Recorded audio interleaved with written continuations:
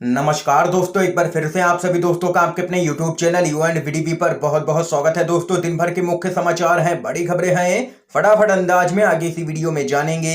ये वो खबरें हैं जो गोदी मीडिया आप तक नहीं पहुंचाता है। सभी मुख्य समाचार आप लोगों के लिए जानना जरूरी है। तो वहीं दोस्तों, खबरों की तरफ बढ़ने से पहले आप लोगों से एक छोटा सा निवेदन है कि अगर आप लोग भी खुल करके पंचायत चुनाव से लेकर के लोकसभा चुनाव तक ईवीएम के जरिए मतदान का पूर्ण तरीके से बहिष्कार करते हैं और बैलेट पेपर के जरिए मतदान का समर्थन करते हैं, तो अभी इस वीडियो को लाइक कीजिएगा, चैनल को फ्री में सब्सक्राइब करके बेल के आइकन को जरूर दबाइएगा। दोस्तों, पहली बड़ी खबर आप लोगों को बताते चलें। मुस्लिमों पर हमले, योगी के बयान और किसान आंदोलन का जिक्र, धार्मिक स्वतंत्रता पर अमेरिकी रिपोर्ट से मचा है हड़कंप। खबर आप लोगों को दोस्तों बताते चलें। United states commission on international religious freedom यानी कि यूएससीआईआरएफ की वार्षिक रिपोर्ट जारी कर दी गई है। एक बार फिर इस रिपोर्ट में भारत को लेकर के धार्मिक आधार पर भेदभाव करने का आरोप लगा है और वहीं सुझाव दिया गया है कि भारत को अभी विशेष चिंता वाले देश की श्रेणी में रखा जाए।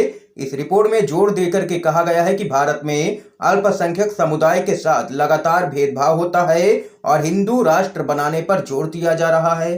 रिपोर्ट में आगे कहा गया है कि पिछले साल भारत के द्वारा उन आवाजों को सबसे ज्यादा दबाया गया है जो या तो सरकार के खिलाफ रहीं या फिर जो अल्पसंख्यक समाज की तरफ से उठाई गई। रिपोर्ट में लिखा है कि 2021 में भारत सरकार के द्वारा विरोध के सुरों को दबाया गया है जिन्होंने अल्पसंख्यक समाज की आवाज उठाई या फिर उनकी पैरवी की। उन पर यूएपीए और देशद्रोह के तहत मामले भी दर्ज किए गए।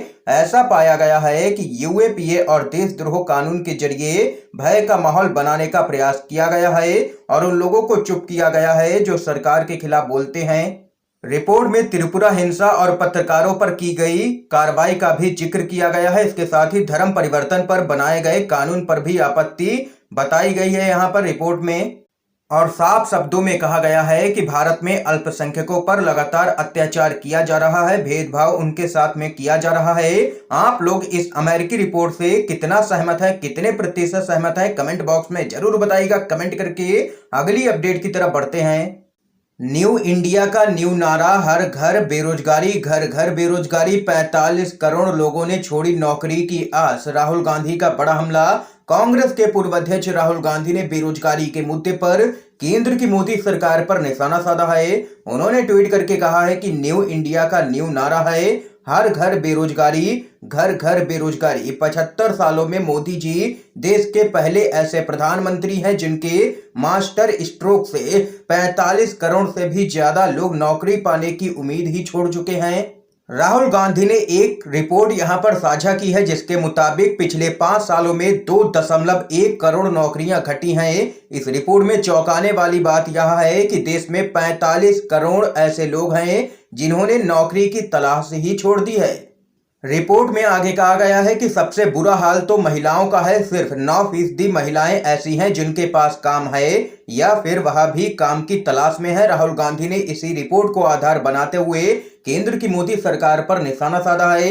देख सकते हैं कि नौकरी बढ़ने की जगह है पिछले 5 सालों में देश के अंदर 2 करोड़ से भी ज्यादा नौकरियां घटी हैं और बेरोजगारी दिन पर दिन बढ़ती जा रही है, जिसको लेकर के राहुल गांधी भड़के हैं। एक और अपडेट की तरफ बढ़ते हैं।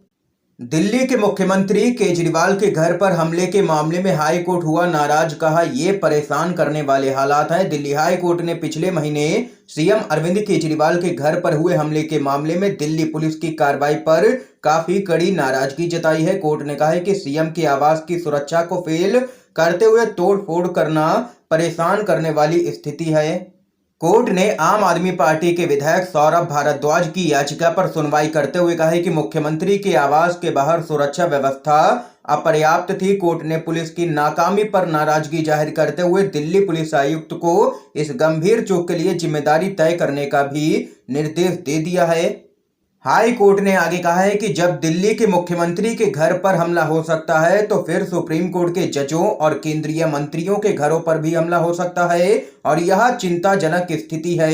ये यहाँ पर देख सकते हैं कि दिल्ली हाई कोर्ट ने कड़ी फटकार लगाई है इस पूरे मामले को लेकर के। अगली बड़ी खबर बताते चलें।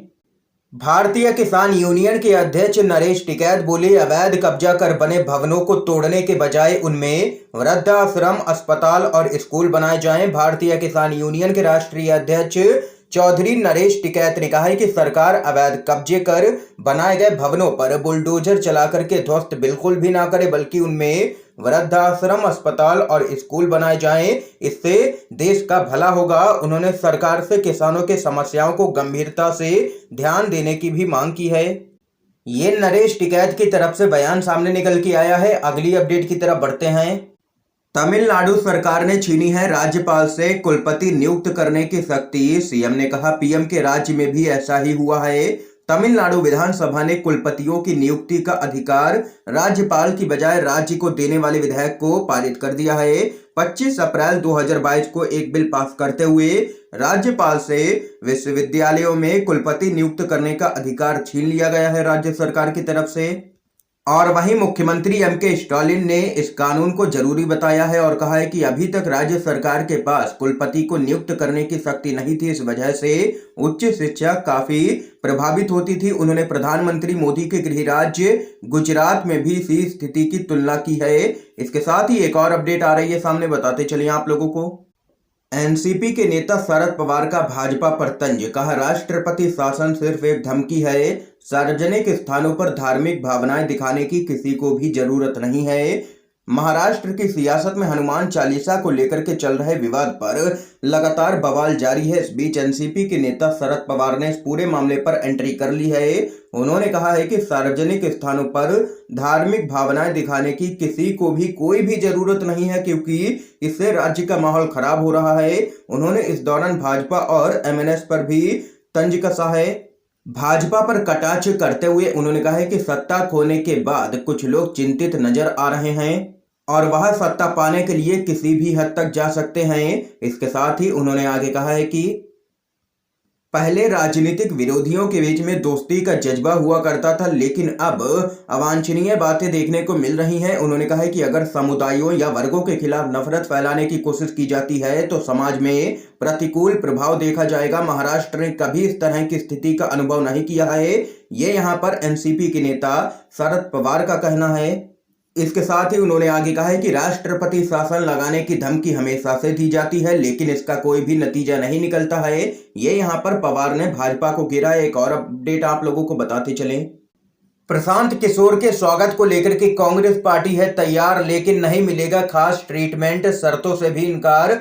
खबर बताते चले प्रशांत किशोर के कांग्रेस में शामिल होने को लेकर के फिलहाल स्थिति स्पष्ट नहीं हो पाई है।